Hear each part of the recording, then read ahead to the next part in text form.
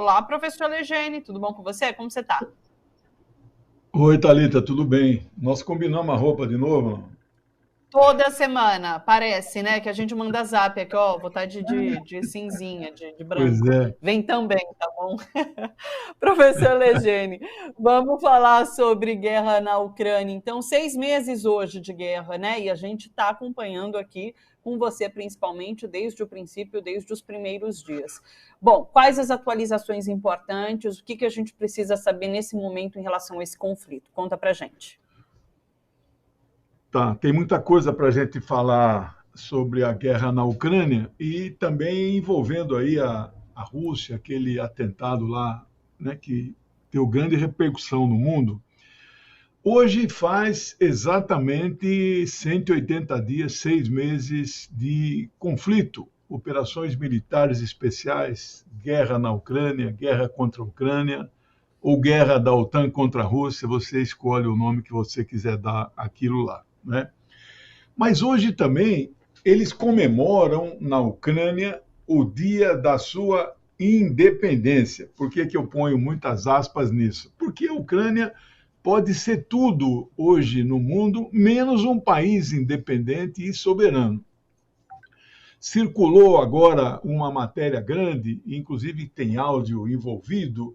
Logo no início das operações militares especiais, o Zelensky colocou o cargo à disposição. E está claramente a frase que ele falou: olha, vocês é que decidem, eu estou à disposição, eu ponho agora meu cargo, né, para vocês fazem o que vocês quiserem. Como quem diz, olha, eu não serei obstáculo a um acordo de paz com a Rússia. Mas por que eles que eu digo o governo deles e o imperialismo, eles não aceitaram? Porque eles precisavam exatamente de uma pessoa com este perfil, né, que se disponha a ser um capacho e um subordinado, porque é uma guerra perdida desde o começo, mas que acabou vitimando não se sabe quantos milhares de ucranianos. Agora, uma notícia agora, acabaram de morrer 500 membros do exército ucraniano lá naquele restinho de terra da região do Donbas, na parte de cima do Lugansk, né? Então, quantos mais soldados vão morrer? Né? A Ucrânia não tem mais nenhuma capacidade operacional militar, apesar de que hoje ontem, o Biden aprovou mais 3 bilhões de dólares em ajuda. Ou seja, não há nenhuma perspectiva da Ucrânia assinar algum armistício. Armistício não é acordo de paz, é apenas a suspensão. Ou mesmo um acordo de paz detalhado, que seguramente deveria constar os termos de quem é vitorioso, né, na guerra, que é a Rússia. Então, os Estados Unidos, a Europa, não aceitam que a Ucrânia se renda, não é? Então, nesse sentido, essa foi a notícia. Bom, a Ucrânia não é independente porque nesses 31 anos, 24 de agosto de 91, com a, com a exceção de um interregno de 4, ele foi até reeleito 5 anos no máximo, aí deram o golpe nele, que foi aquele Yanukovych.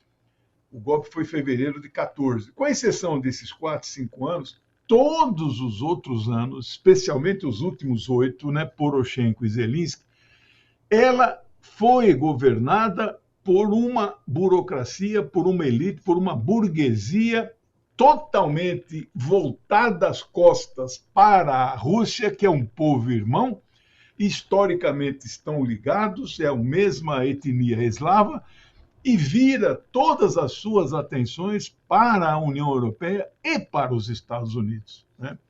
Então, nesse sentido, não há independência. Como não tem independência, os países da União Europeia. A União Europeia hoje é um conjunto de nações que se reúne em torno do que ele chama de um ente jurídico, União Europeia, mas que não tem nenhuma autonomia, né? Se você quiser que a gente faça um balanço, hoje eu fiz o levantamento detalhado das sanções. E houve um reconhecimento ontem do Jens Stoltenberg, que é aquele cara civil que se diz chefe da OTAN. Quem manda na OTAN é o general 4 estrelas dos Estados Unidos, né?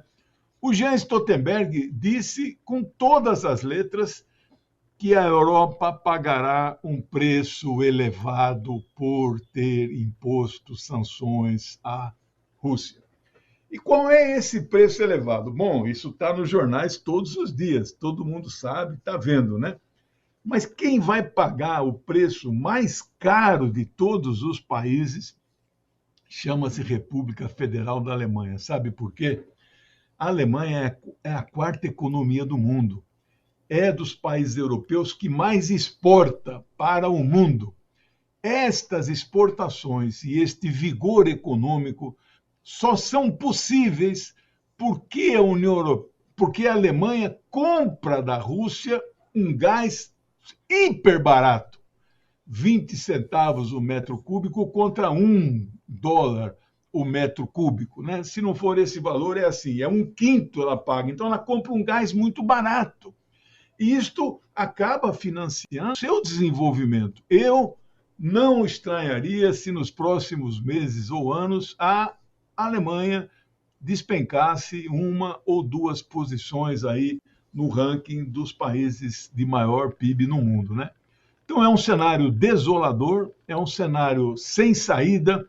Acabei de ler um artigo é um general, Scott Ritter, o nome dele. Ele é um republicano, ele não é democrata, ele não é um progressista, né? Olha um trecho da frase que ele diz: esta guerra entrará na história como uma grande vitória estratégica da Federação Russa.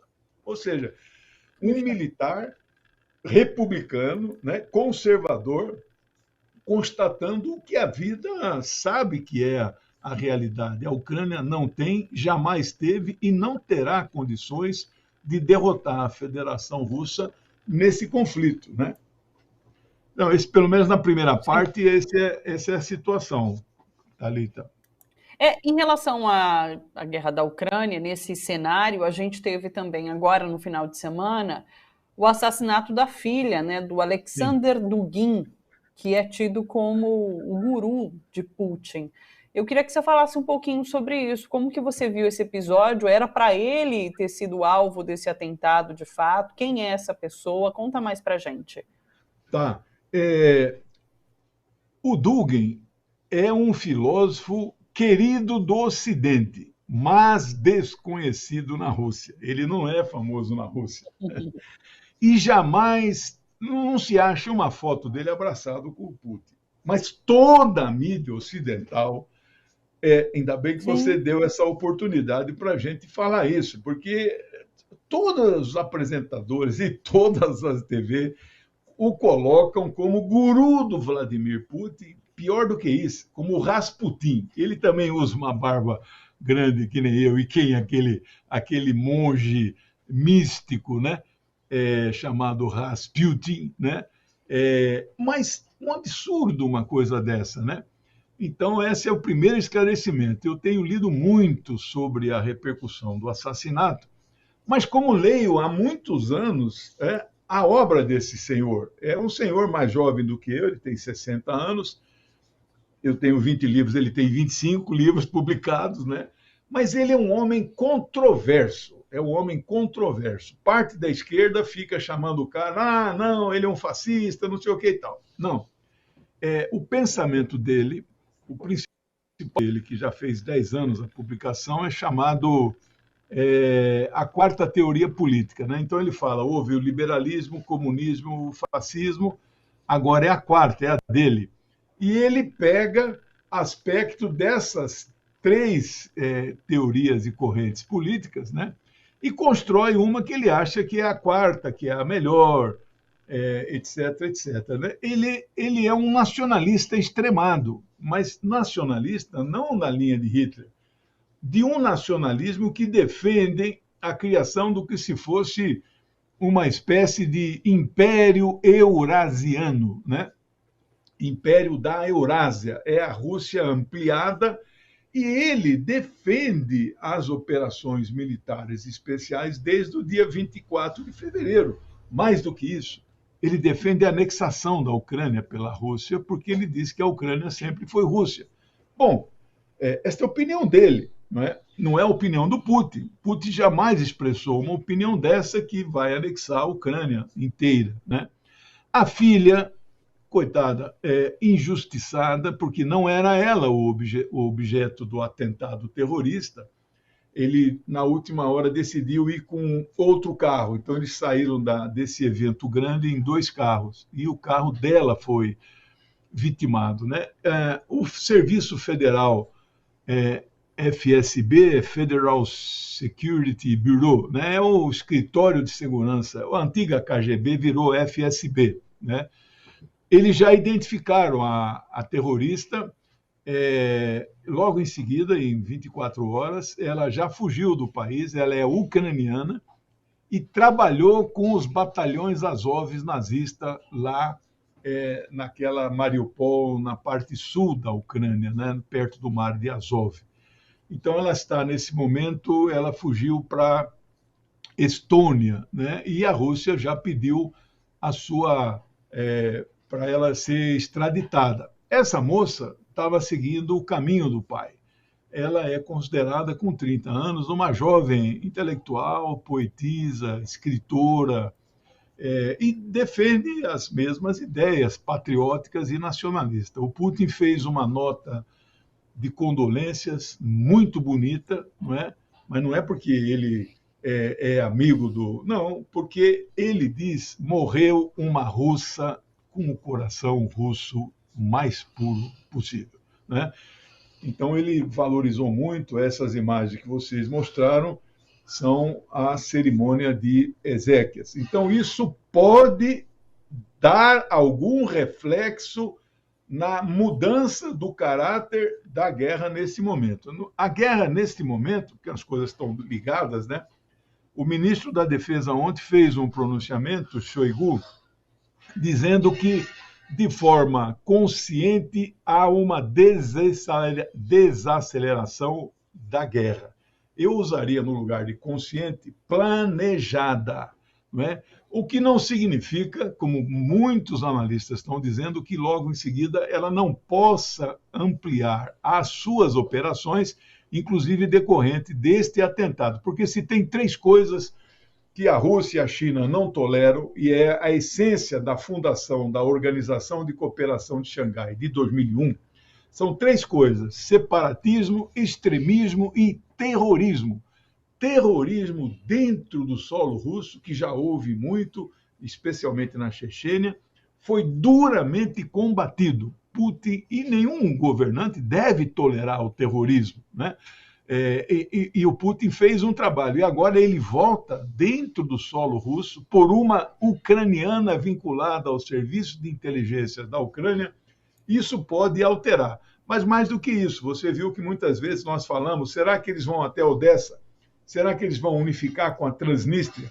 Volta a crescer a ideia defendida pelo Dugin, né, de uma chamada Nova Rússia, que unifica tudo isso e cria, na verdade, um novo país que é 1/3 da Ucrânia, né? Então, nós devemos aguardar a uma decisão, então, consciente e planejada, de, neste momento que tudo já está conquistado, sedimentar, garantir os espaços conquistados e, em seguida, vamos ver aí se vai ampliar a ocupação territorial, aguardando algum momento, algum acordo de paz ou só um armistício, né? Como está, não pode ficar. Continuamos acompanhando, então, esse processo na Ucrânia.